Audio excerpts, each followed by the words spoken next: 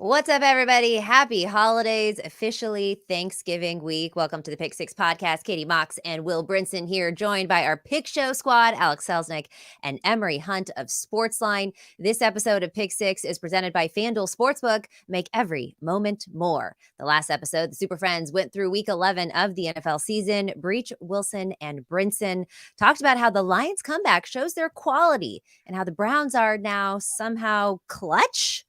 That is a very interesting take. Can't wait to listen to that one. And if you haven't listened to it already, you can. You can watch the episode on the YouTube channel or the audio version, wherever you get your podcasts. And while you're there, feel free to hit the subscribe button so you don't miss another episode. It's time now to look at the early lines and leans for week 12 of the NFL season. Thanksgiving week, we've got 3 games on Thanksgiving. We've got a Black Friday game for the first time. And then, of course, there still is a Sunday slate. All right, fellas. Can I give out a free college football pick? Okay. Is it gonna, I was wrong later? Yeah. No, I was wrong about Wake Forest. Wake Forest didn't give NC State any trouble. They are quite terrible. However, this Saturday at 8 p.m. at the Carter Finley Stadium. 8 p.m., the final game of the season. NC State's rallied to 8 wins on the season unexpectedly. Quarterback swaps, quarterback leaves. MJ Wars leaves in the middle of the season. The NC State Wolfpack is hosting the North Carolina Tar Heels, and NC State is a dog at home. Okay, and I'm not sure why. Neither team is ranked in the AP poll. We'll find out college football playoff poll. But I just want to point out this quote from Phillip Rivers, former Chargers and Colts quarterback. Oh, great. You might not hear much about the game around the country, and that's fine. But you're walking to a bar anywhere in the state of North Carolina, you see a guy in khakis and his Carolina polo staring at a guy in his jeans and an NC State t-shirt. Clear the room because it's about to go down. There is no love lost between these two schools. Carolina just lost a heartbreaker at Clemson. They got to go on the road back-to-back weeks. NC State we just whipped up on Virginia Tech, and the defense is going to, quote, be salty, according to Dave Doran. Take the 2 points. Take the money line. We're going to take the alt lines. We're going to beat the snot out of these guys. Go Pack.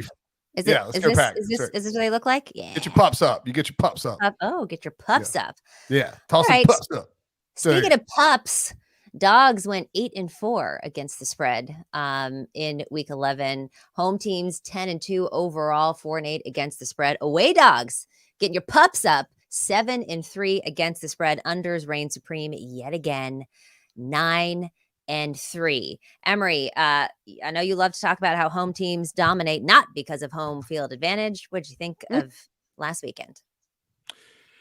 Matchups, Katie. Matchups. And the matchups matter. And when you think about where we are in the season and who's healthy, who's not, I feel like injury reports matter more so than home or away. Although, because Brinson stole the show earlier, Cajun Phil will be significantly louder this week, as it is rivalry week, as we got UL Monroe coming in, and we're 12-point favorites.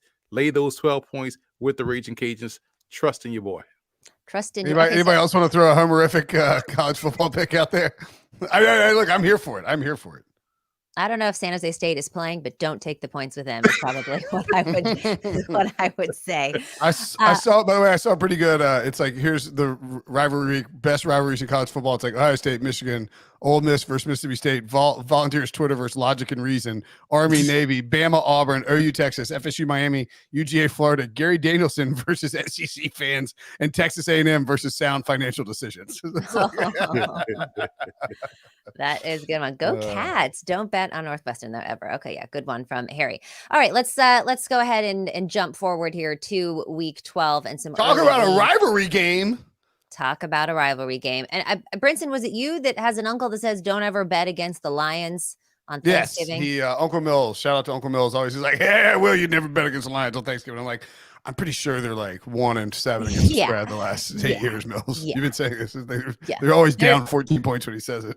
They're laying 7.5 versus the Packers. How about that comeback win from Jordan Love in the fourth quarter? And that was a really exciting game, actually, this last weekend. This total 46.5. A lot of chatter about Jordan Love this year, Emory. But he put something together in the fourth quarter in that comeback. Now, was the Chargers, which find ways to lose in the fourth quarter. So there's a caveat here. But he was using his legs a lot more. What do you think of this? Well, he was using his legs to buy time, and he had a comeback like this against New Orleans early in the year. But the reason why I want to talk about his legs is that we saw the Lions have issues versus Justin Fields. Now, for those that have a hard time hearing and comprehending, I am not saying Justin Fields is the same as Jordan Love in terms of athleticism. The point is you have over-aggressive defensive ends that just want to fly upfield for Detroit. What Jordan Love has to do is not be afraid to take off and get those cheap 5, 7, 8 yards, get down, get out of bounds, use his legs to help calm that pressure. That way he can have more time back there in the pocket to hit targets deeper downfield. That's the comparison. That's why I feel like he has to be able to use his legs in this matchup. I will take take the Packers in the points here because of the divisional matchup.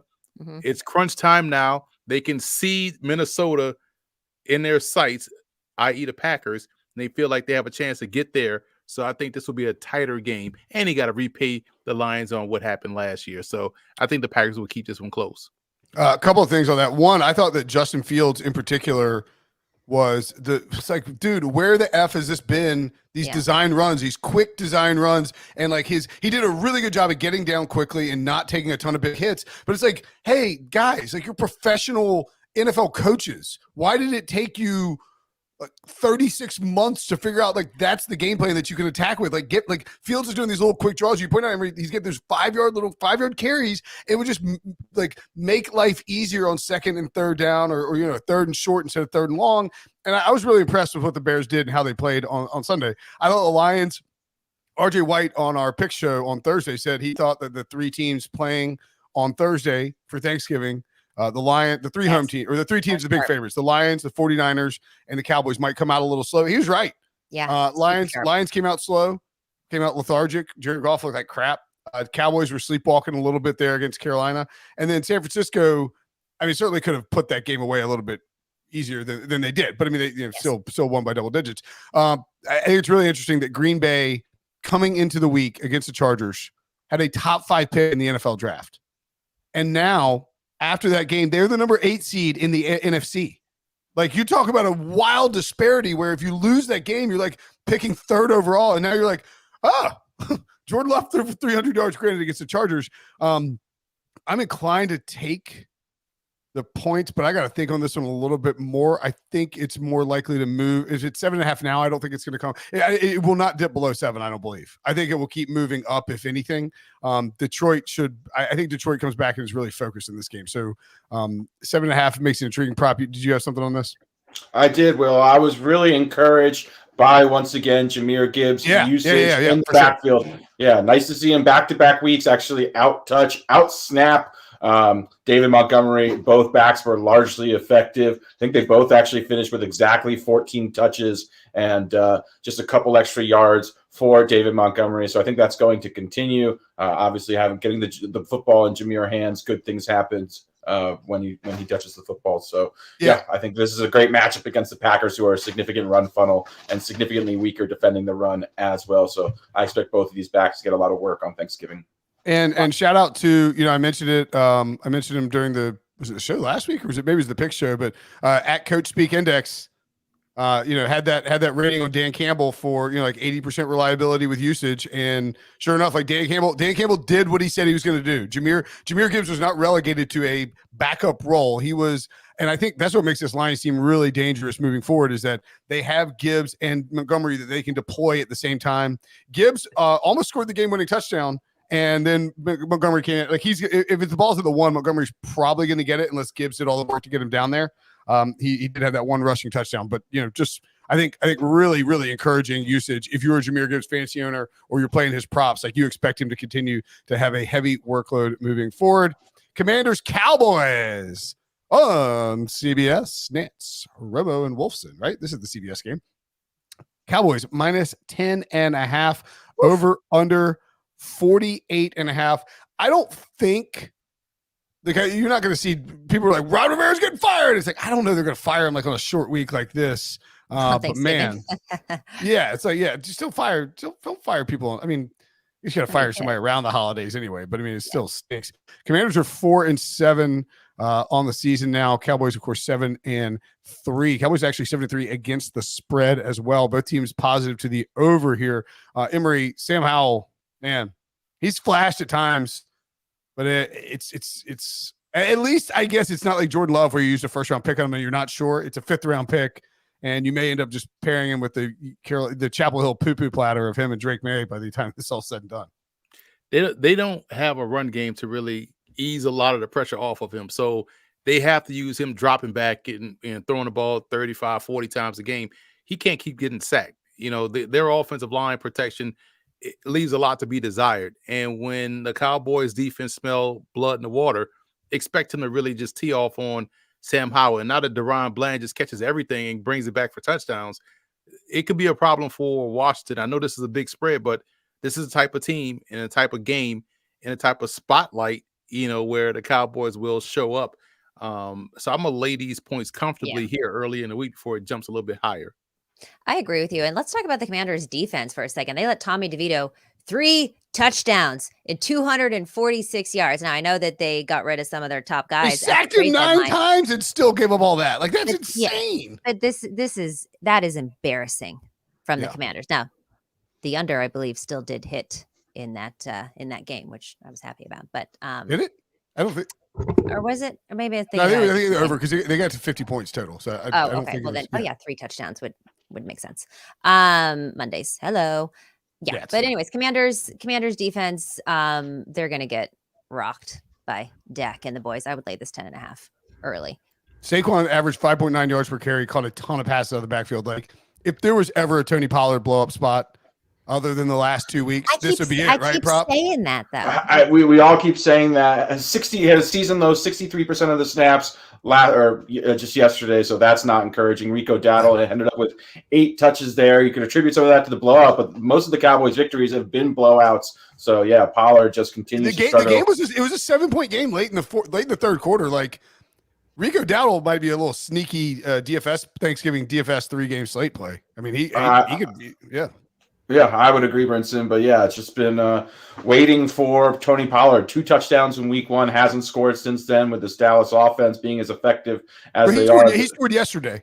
He did score yesterday? It was actually a really good run. It was a powerful run. He dragged some guys in the end zone, but it's like, I mean, Tony Pollard fantasy owners, man, we are at our wits' end. Yeah, I'm really looking forward to seeing CeeDee Lamb going against this Commanders defense. However, this defense that Katie mentioned, Tommy DeVito just shredded for 3 touchdowns and 250. They give up more 15-yard passing plays than any defense in the NFL. We've seen how explosive CeeDee Lamb is, so I think he's going to potentially have an absolutely monster game while the game is competitive. As far as the Commanders and Sam Howell are concerned, he just spreads the football out, so it's really hard to really bank on specific guys for fantasy production. I will say Logan Thomas, of all players, has been probably the most reliable target for him. So at the tight end position, which is pretty scarce, especially as far as fantasy goes, he's someone that has a semi-reliable target floor when we're looking at this Commanders offense, who just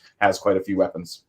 Throw a Howell interception prop in a parlay somewhere. It's probably like minus 240 at the rate that he's been throwing them and against this defense, but throw it in a parlay just for a sure leg for you guys. Moving on. 49ers laying 7 in Seattle at the Seahawks. This total 42.5.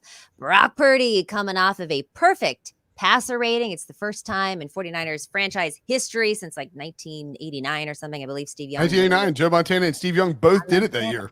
Both did it that year. Yeah. And then we got Brock Purdy coming and doing it. So the haters are still chirping somewhere, but we can't hear y'all. On the other side, the Seahawks, Geno Smith injured his elbow late in the third quarter. He missed most of the fourth quarter, came back, wasn't enough, still lost to the Rams. I believe that Pete Carroll is saying he thinks it's just a bruise in and around the tricep area, and then it went down enough. But this is questionable. What we saw from Drew Lock wasn't great. It's interesting. Will, do you think that this line factors in the Geno situation, or do you think Geno kind of gets cleared, is good, this line changes more to like a field goal? I don't know, Katie. Did you just call me Will? That was weird. It's fine. People call me Will. It happens. It happens these days, apparently. No, it is your name. Yeah, it is my name. I should get used to it. Yeah, I mean, I think if you were going to take anything here, you would. Oh man, I mean, catching like does the line get up to 10? I just can't tell if they factored in the Geno Smith thing in this. Geno's absence is factored in here, I think. Okay. Or I think. Well, I don't know. It's factored in here to a degree. I think that this is sort of the hedge where it's like we cannot have Drew Lock against that Niners defense, even at home, on Thanksgiving night. And I guess it'll be rowdy Thanksgiving night, right? It'll be like a, I mean, I don't know. Oh yeah, I mean, it'll be loud. It'll be loud. Huge rivalry game. Yeah, huge rivalry game. People will be drunk. The Seahawks are a playoff team. Yeah, people. Yeah, be loud as hell in there. I mean, even with Drew Lock catching, like you just can't have Drew Lock catching, like, or the Niners laying 5 against Drew Lock, or the Niners laying 3 or 4 against Drew Lock, because then people are gonna smash it. And you also can't have the Seahawks catching 10 with Geno Smith. So I think they're kind of hedging it right now based on the fact that it's a Thursday will we get an injury report on Monday night for this game? I don't know. Probably. Yeah. Should if at the very least you'll get like comments from Pete Carroll about it and what that means. So I would expect that this line moves, and it's entirely dependent on what the status prop is for Geno Smith.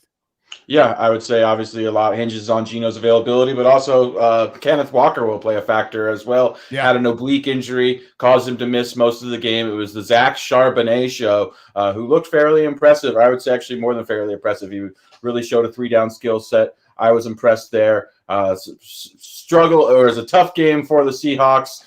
Not able to obviously capitalize. I feel like it reminded me a bit of the Bengals game where from a yardage standpoint, and time of possession, they dominated for most of the game, but couldn't put the game away, then couldn't make that game-winning field goal at the end there. But I do want to pat myself on the back just a little bit. On the Friday prop show, I talked about Brandon Ayuk potentially having a career-best game. He did, in fact, do that. It was the matchup from the gods, as far as I was concerned, against this Tampa Bay defense who gives up more plays in the splash zone, the deep middle of the field, than any defense in the league. We saw that being heavily utilized. So Brandon Ayuk, phenomenal game. If this guy was in a higher volume passing offense, he would be regarded as one of the best wide receivers in football. The metrics are absolutely off the charts for Brandon Ayuk this season, who's undoubtedly having a great season, even in an offense that likes to run the football quite a bit. 156 receiving yards, right? Or over 150. 156, yeah. I think you can make a case that Brandon Ayuk is now the most underrated wide receiver in football, just because of like how he's perceived nationally, and where he like sort of slots in. Like he's considered I don't know if you're listening to the most important players for this 49ers team, like to the general public, he's behind Debo, he's behind Trent Williams, he's behind Purdy, he's behind Christian McCaffrey, he's behind Kittle, like, and he's really important. While we're patting each other on the back, how about we pat myself on the back? He hit his over in our little prop draft that we did. His over cashed in week 11. It was like 775.5, and he cashed it in week 11. Feel pretty good about that as my top player prop, just because he was available alphabetically. I would. What I was going to say. Oh yeah, man. For anybody who has Seahawks futures prop specifically, I'm just curious what you think, because we talked about this the last 2 weeks on the Sunday night show. Where Breach pointed out, they are home against the Niners on Thursday. You get a 10-day bye, obviously, but then you're at the Cowboys, and then I guess that's the Thursday night game at the Cowboys, because you have the 2 Thanksgiving teams playing. So there's only a 7-day break for the Seahawks at the Cowboys, and then 10 days later at the Niners again. Tough schedule, Brinson. Yeah. And then a week later, home against the Eagles. So you have the Niners twice, the Cowboys, and the Eagles in a 4-week stretch. Like they could be out of the play. They could be under 500 in 4 weeks. And Drew Lock might be starting for 1 or 2 of those games as well. So honestly, I from a betting standpoint and from having backed them throughout the offseason, having heavy positions on them as far as futures are concerned, certainly, the alarms are ringing. I'm definitely concerned, especially if Drew Lock is playing quarterback. Kind of the thing with the Seahawks I felt all along was if they could just have viable, average quarterback level play. I thought the roster was obviously good enough to make the playoffs and win 9 to 11 games, but a lot of injuries. There's been numerous games, the Cincinnati Bengals game, and I thought the Rams game yesterday, where they should have won. They weren't able to close the game out. So, yeah, things aren't looking very good in Seattle. We got a Black Friday.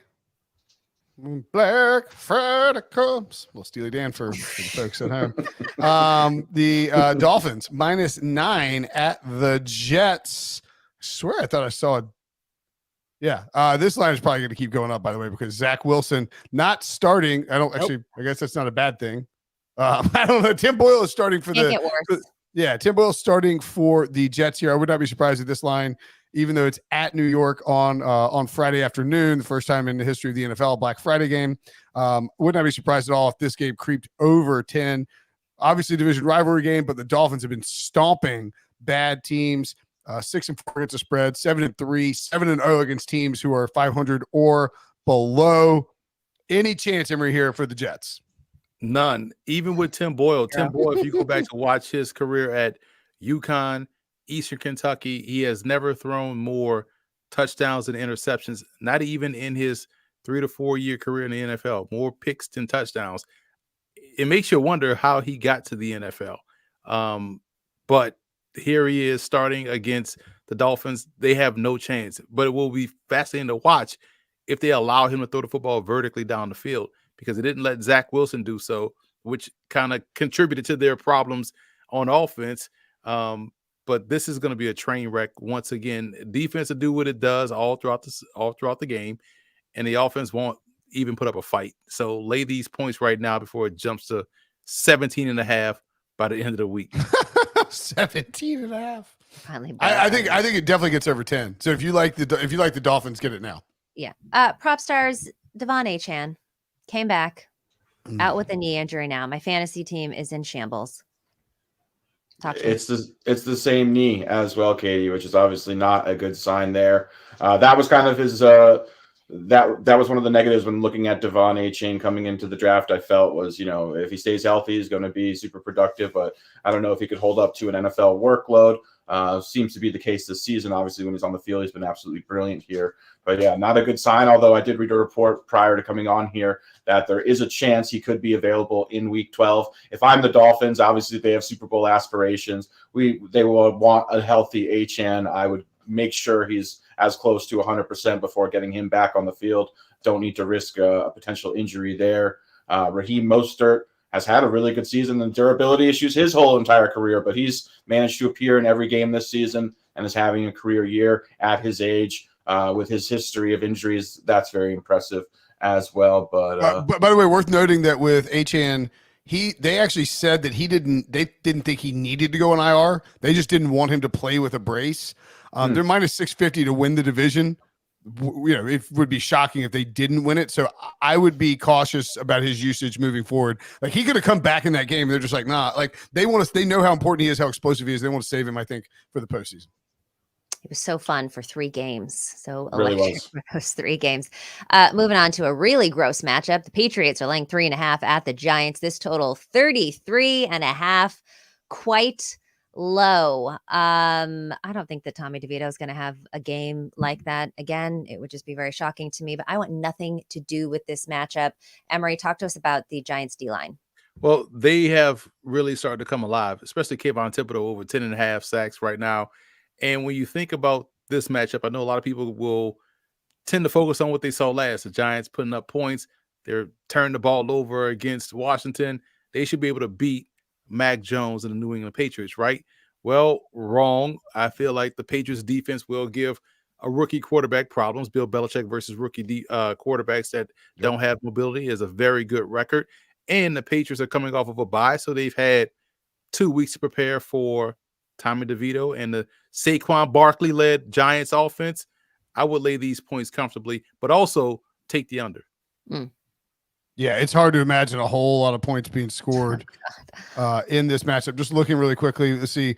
I'm looking at the Bills' points scored against the Patriots, 10, and I'm not 33. So I mean, that's strong. This is when Brian Daboll was the offensive coordinator. Obviously Josh Allen a whole different ball of wax than Tommy DeVito, but I mean, he's had success against the Patriots. Belichick's his old team, so maybe like, I don't know. I think Belichick wants to beat the Giants. I think Belichick wants to keep the heat off of him. Doesn't want to give Belichick if he leaves, he don't want to give the Patriots a good draft pick on the way out of town. You know, I think he wants to win as many games as he can. So, oh boy, 3.5 on the road for the Patriots is a lot, though. I think most people will be backing the Giants. I saw some people tweeting about it. I was like surprised that the Giants weren't favored, but that's a whole different ball wax. One good game doesn't change the course of the entire season.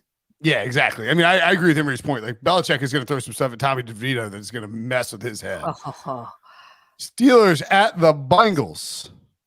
Steelers -1.5. Of course, Joe Burrow out for the season. Bengals catching a little juice there. Total here 34.5. Look ahead was Bengals -6. Of course, that's under, how much. That's under. Yeah, that's how much Joe Burrow is worth to this. Ryan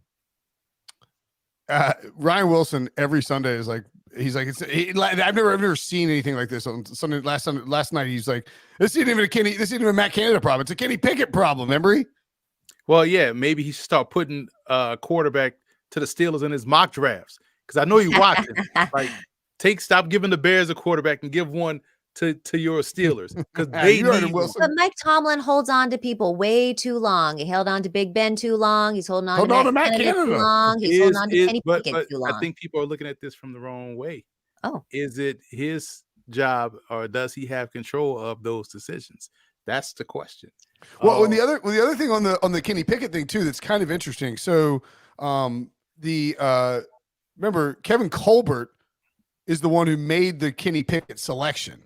So Omar Khan, who's now the GM, who was like, worked closely with Colbert forever and was like, thought to be, an in-house successor, right-hand guy, takes over the job. Like, it's sort of the same thing that Ozzie Newsome did with Lamar Jackson, where if it didn't work out, then DaCosta could be like, well, Ozzie drafted him on his way out. You know what I mean? And now it's like, but it did work out. DaCosta's like, yeah, look, we got Lamar. Well, I'm saying there's an easy out to blame the old GM. But I think this is what happened with Pittsburgh. They passed on the last time Pitt had a great quarterback in their home city. Marino.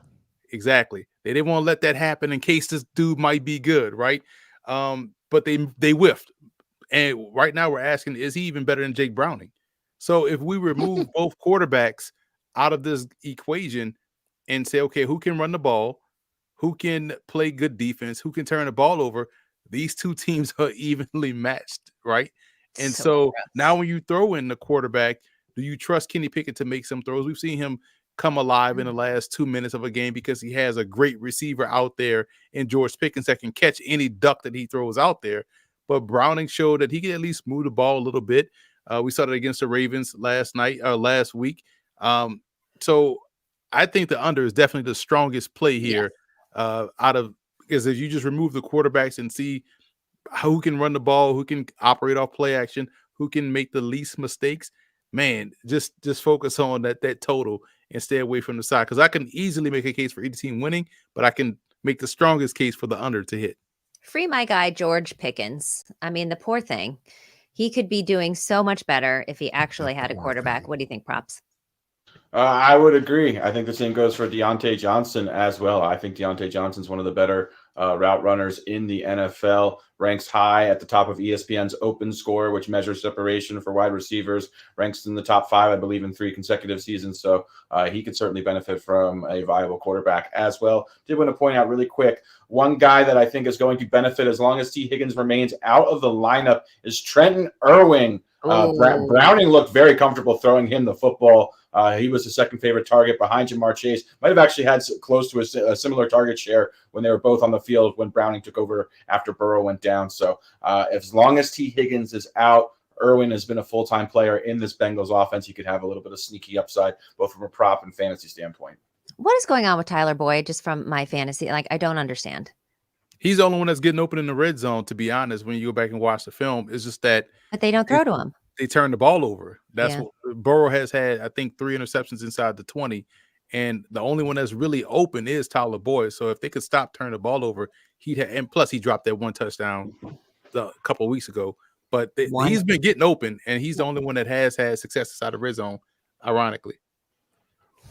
It's really frustrating for me. All right, guys, we are going to take a quick break here, but stick around. We've got our anticipation plays coming up next, where we try and beat the line movement coming up. You're watching Pick Six. We'll be right back. Join us for Match Day 5 in Miami. Good to have you with us. All the way from England, baby! And go inside the Champions League with the most entertaining team in the game. Champions League today. Destination Miami. November 28th and 29th. Streaming on Paramount+. All right, it's that time again for our segment where we give you a bet that you should lock in early before the line moves to get you some CLV, baby, closing line value. We also do you one better. We try to predict where that line is going to close at. It's time for Anticipation Plays. This Anticipation Plays segment is brought to you by FanDuel Sportsbook. Make every moment more.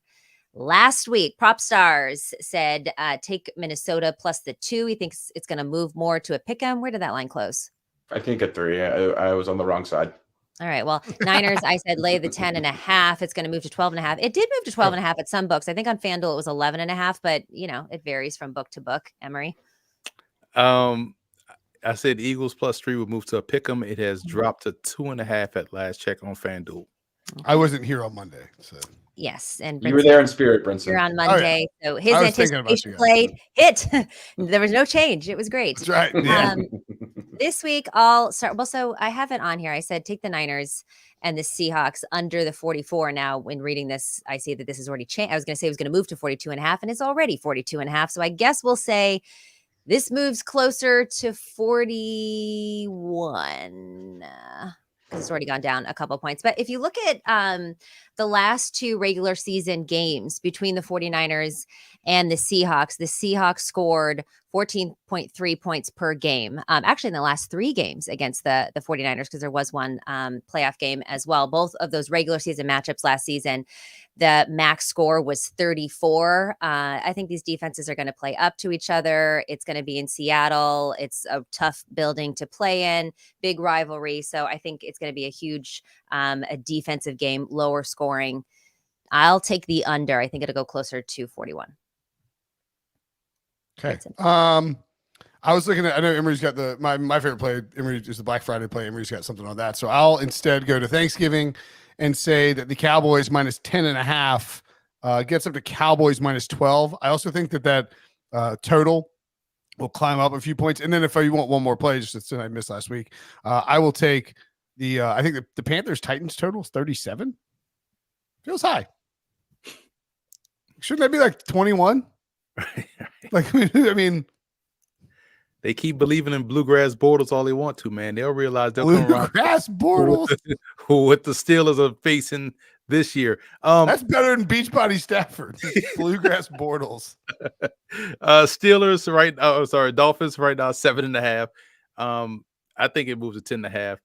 Tim Doyle. I think it's 9, right? I think it's already moved. College basketball analyst, but Tim Boyle. Wait, who's starting for the Jets? Tim Boyle. Doyle is about Doyle works for Sportsline. Yeah, I was getting Tim. By the way, we love Tim Doyle. Well, the Jets starting quarterback is a classic example. By the way, the Dolphins line is already like 9 or 9.5. Like right.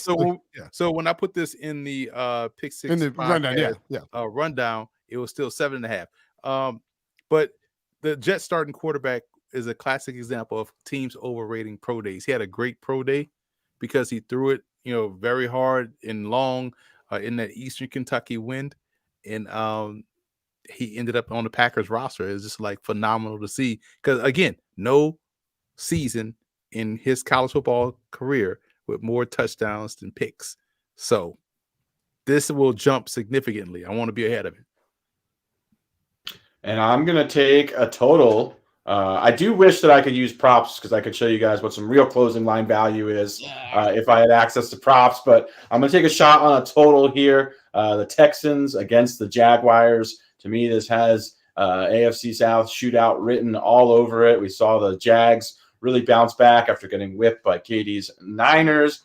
Both offenses have looked very good. I think the Houston defense is starting to crater a bit as well. Obviously performed really well or above expectations throughout the majority of the first 10 or 11 weeks of the season. But I just think we're going to see a lot of passing volume in this game. Both of their run defenses are fairly strong. So as a result, they're both pass funnels. So I just think an uptick in passing volume will lead to a shootout And we both have two very good young quarterbacks and explosive offenses. So I think this game ultimately closes close to 48 and a half points. All right. These anticipation plays and this segment has been brought to you by FanDuel Sportsbook. Make every moment more. I put a little extra emphasis on that one. Moving on to the next game, Panthers at Titans. Titans laying 4. This total 37. I would kind of think about the under in this game. Yes. I mean, both of these. Both teams are 3-7 to the under. Why is it 37? And Giants, Patriots is 33 and a half. Like, right. Levis can take some deep shots, and Hopkins is dangerous, I guess. Maybe Derrick Henry could run wild on this one, but like Carolina is the most plotting, pathetic, horizontal offense in the NFL right now. It's bad, man. And by the way, that Titans minus 4. Oof. Like that's woof. Like, I mean, if you took their combined scoring from this week 11, it was 24 points. 14 and 10 is what these two teams put up. We're giving them 37. Yes, I agree with Will. Emory, any thoughts here? 0. And one of those touchdowns came on like a flea flicker. So this will be probably the Hopkins touchdown was a flea flicker. We're to Levis, right? And then Carolina. I mean, Carolina. This like both quarterbacks get sacked way too much, and some of it is on the O-line, some of it is on them. But this is way too many sacks for rookie quarterbacks to take. It's not good offensive football to watch. Yep. Jaguars at Texans should be good offense. As Prop mentioned, this over could be a good look. Jags are 5-5 to the over. Texans 4-6 to the over. But I agree. I think you see it already moving up 46.5 on FanDuel, minus 115. I see it in 47 in other places. This isn't like a straight up division title matchup, but it's kind of close. If the Jaguars win, I think the upshot has them at 90% to win the division. And if the Texans win, they're up to like, it becomes like basically a coin flip. So like the Texans, the Texans aren't done if they lose, but the Jaguars probably sew up-ish the division with a win here. They have a really, really easy schedule. Win this game, and you can make a run at the AFC, first seed in the AFC. And by the way, this time last year, and I wrote about this for CBSSports.com, you can go read it on the site, but this time last year, coming into, remember, the Jaguars got whipped in week 10 against the Niners. 10 weeks in last year, they were 3-7 and took off. Now, some of it was a little fluky and all that, but I think it's interesting to note that this is the point in time when the Jaguars offense and Trevor Lawrence started to play really well, and he played awesome on Sunday in week 11, thrashing a bad Titans defense. I just sort of wonder if at 6-3, now 7-3, they can make the same sort of like leap in the second half of a season and challenge for the 1 seed. I don't think it's out of the question. I look at this and I say, who can close better? Because right now 46.5 is not enough points. Both these teams will score. They'll find the end zone. Both quarterbacks can work, deep down the field in the passing game. They have tremendous vertical threats. Whichever defense can step up late, or whichever offense can lean into their run game, their 4-minute offense to close it out, will win. But I like the over more so than anything in here, because both teams really score. And it's funny because, if the Texans lose, who's like moved up to like first place in the hunt side? The Indianapolis Colts.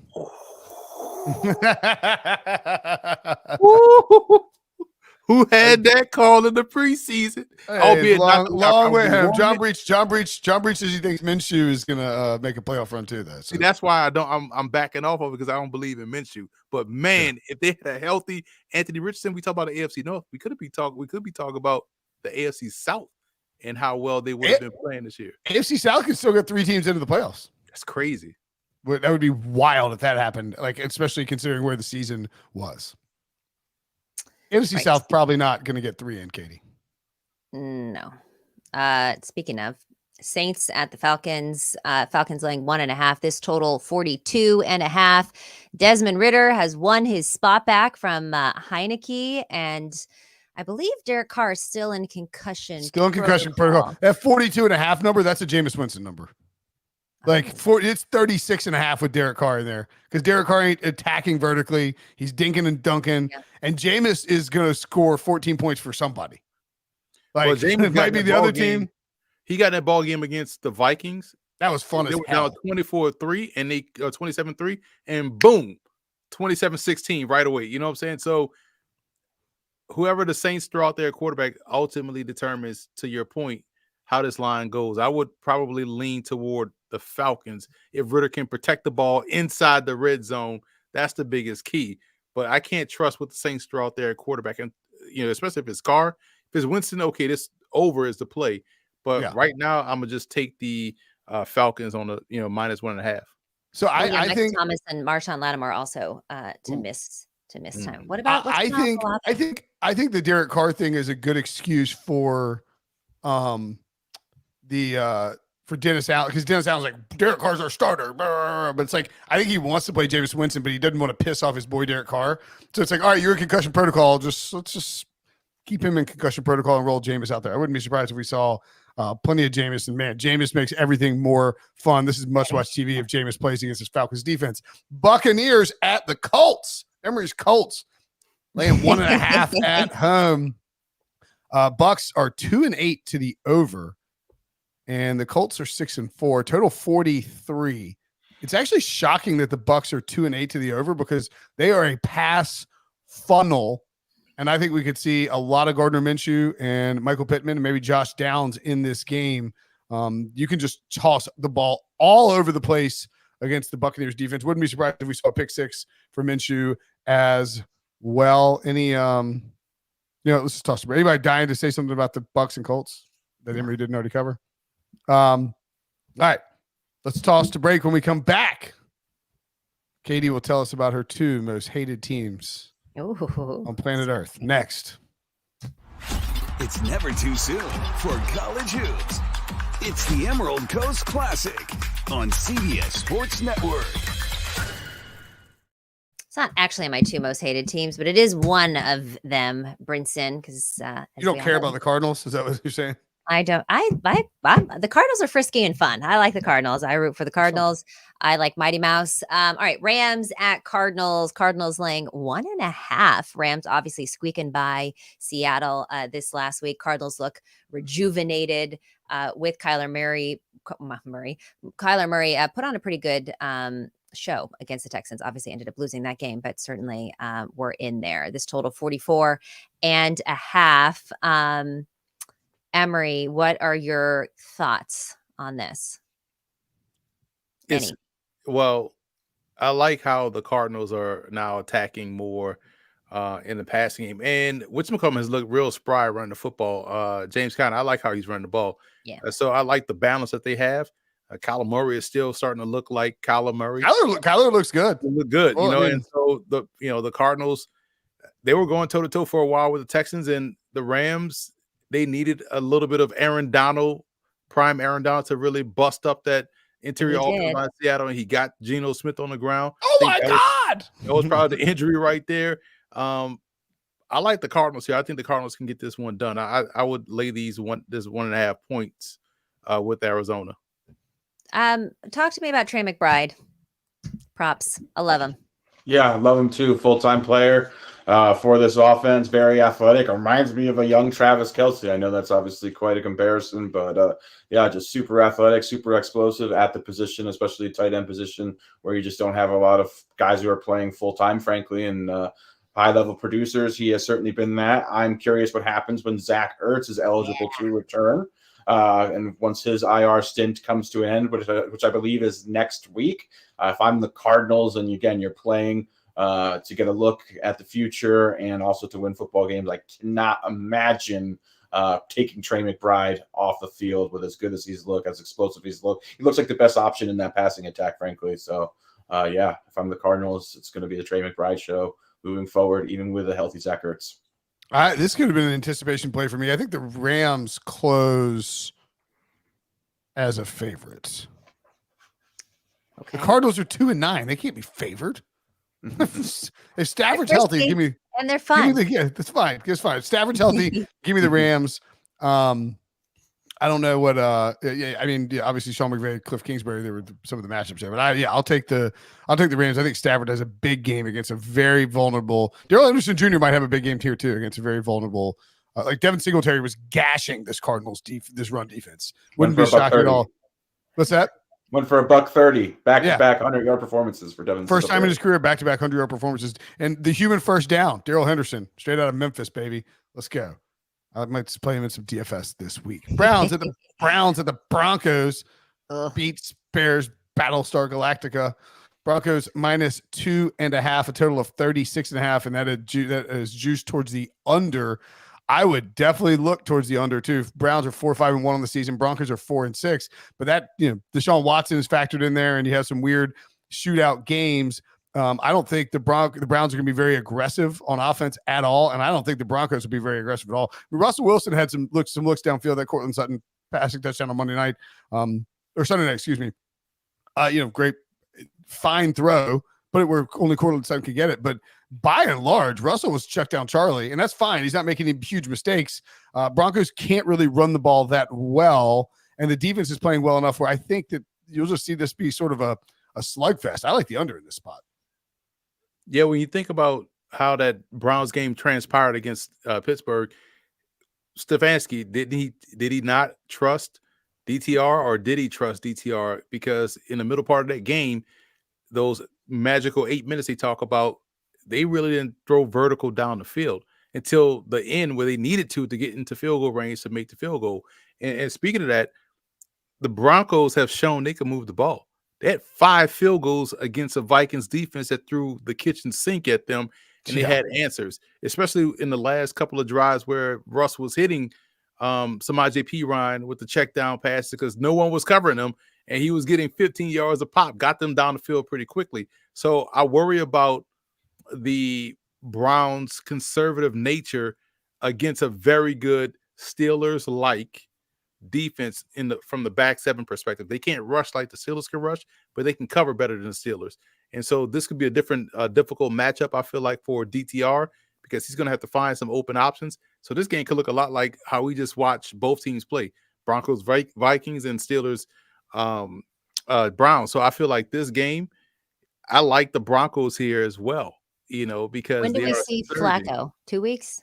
No, we'll see. Flacco can't move. People love the idea of Flacco as if we didn't watch him against when he played with the Jets. He was horrible. You take the over on pass attempts if Flacco comes into the game, or sacks, because he's going to get eaten up alive.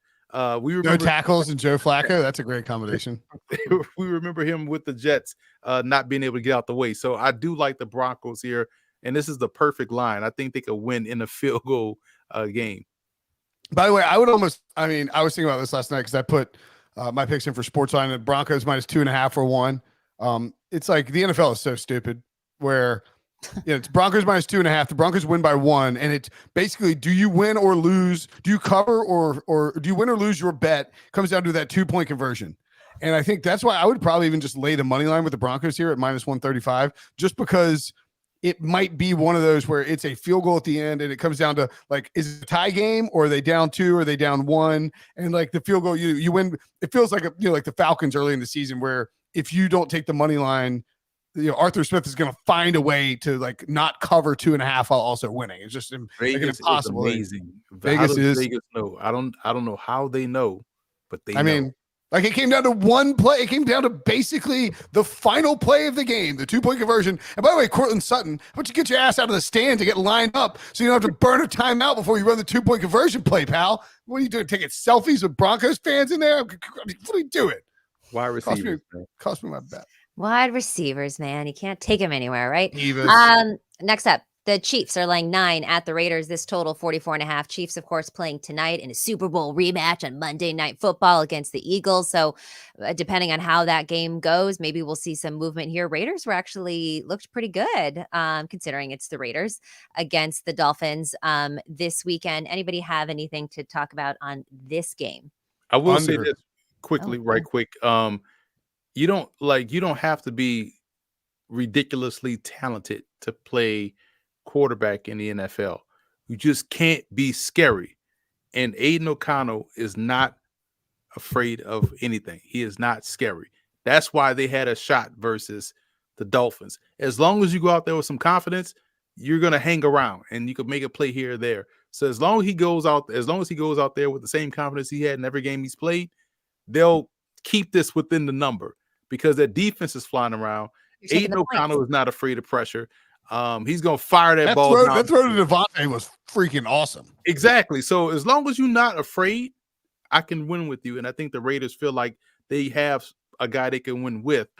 Maybe he may not be the precise passer or the elite runner, but at least he's gonna get rid of the ball. I think that could keep them within this range. Maybe Tim Boyle's the most confident man on planet Earth. Maybe that's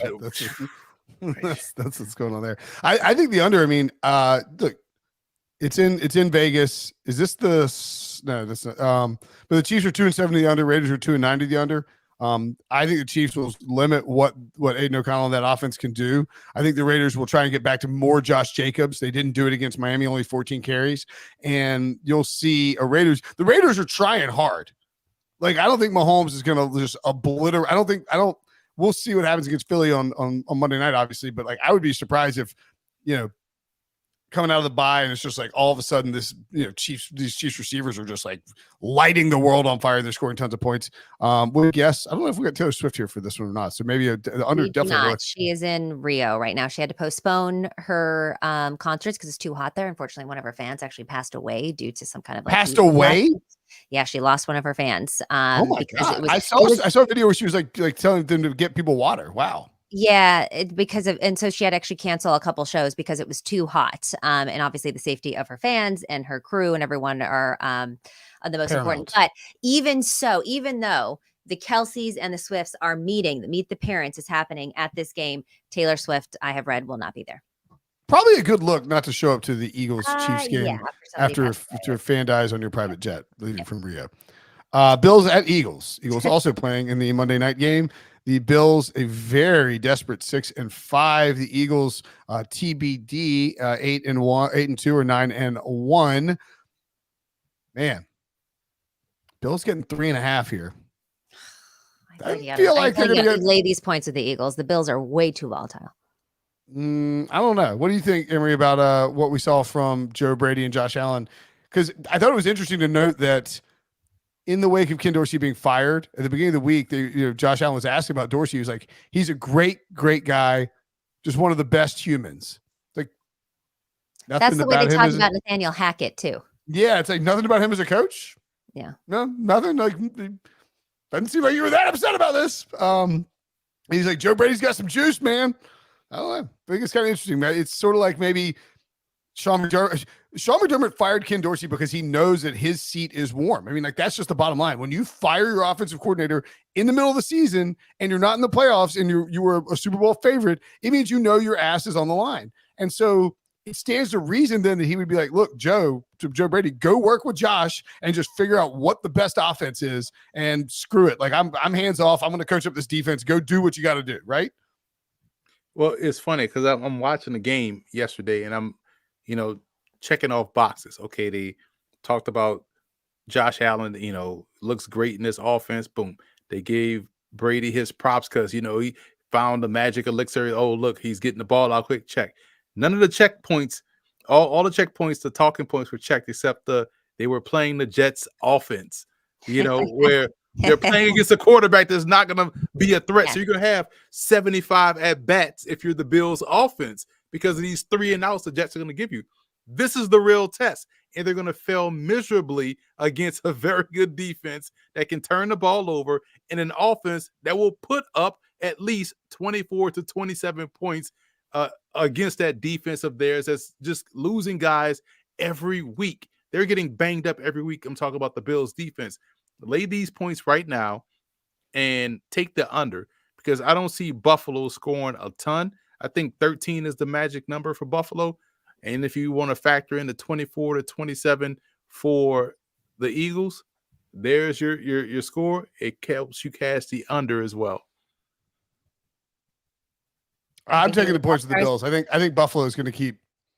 I mean, let's see. Let's see what the deal is too with, I mean, if Jalen Hurts gets banged up at all during the Monday night game, jump on the Bills plus 3.5. Obviously, I think like that matters too when we talk about the Monday night game.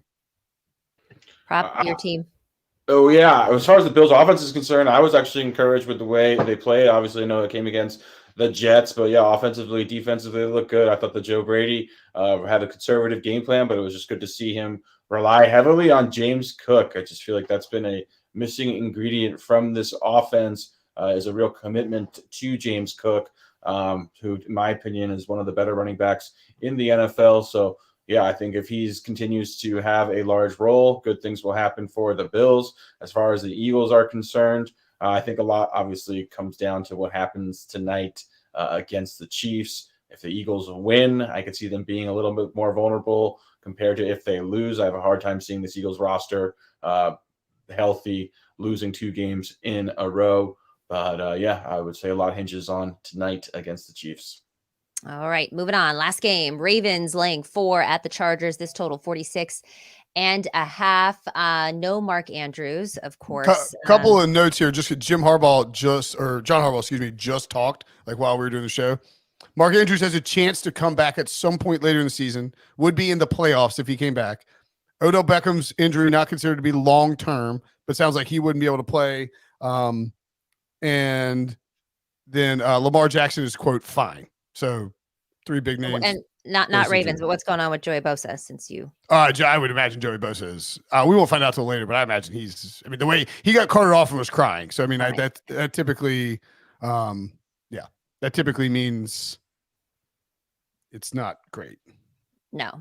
Emory, obviously this Ravens defense is going to look to slow down Herbert and Allen, and the Chargers, they're going to have to get some stops if they're going to try to slow down these Ravens. What do you think of this matchup?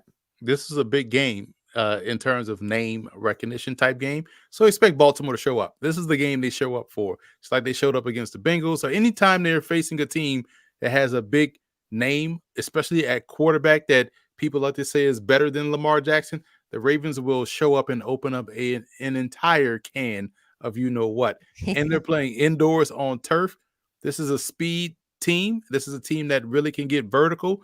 And they can hit the home run, whether it's with the passing game. Zay Flowers, and you saw Rashad Bateman, first round pick. Aguilar had a touchdown, first round pick.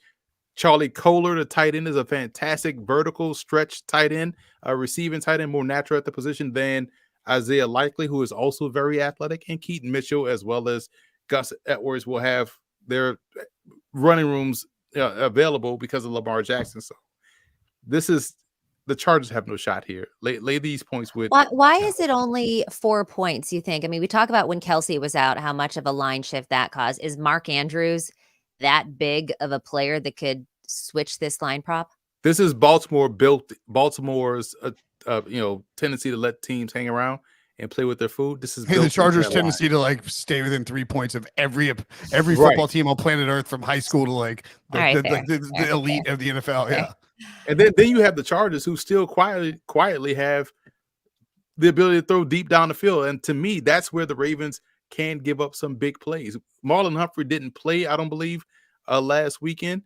And they didn't really need him because obviously we saw what transpired in that ball game against the Bengals. But this one, if he's not out there, expect Justin Herbert to try to attack the secondary going deeper down the field and force those guys to actually turn and find the football. So all of that is baked into this line, but because this is a spotlight game, the Ravens will be ready to go. If this was, San Diego State, then yeah, take them plus the points. Or if this was, UCLA as opposed to the Los Angeles Chargers, take UCLA over the Ravens. All right, Propstarz, real quick, and I agree with you, Emory, on this one. What does this mean for Zay Flowers? We can see more from him now that Mark Andrews is out? I actually think it'll be beneficial to other Ravens players. Rashad Bateman, maybe? Zay Flowers? Rashad Bateman, Odell Beckham if he's healthy, Isaiah Likely, as Emory mentioned as well. So, yeah, I see the running backs getting a little more involved in the passing game there. But I think it's a massive loss to Baltimore. I think Mark Andrews is as good as any tight end in the NFL. He has the deepest A-dot of any player on the Ravens, and he draws more targets than any player as well. I was having just a fantastic season. So I think this loss is a bit bigger than people realize. Chargers pass defense is absolute dog crap right now too. Like Lamar's going to light him up. I think Todd Monken will scheme this up, and you will see explosive plays down the field. But yeah, Mark Andrews would have had a absolutely enormous day. I think Mark Andrews' loss will will really be felt when they play, teams like Cleveland or Pittsburgh or divisional games that are just really difficult down the stretch as the weather gets worse. And this matchup against the Chargers, I think they're obviously capable of shredding them with anybody.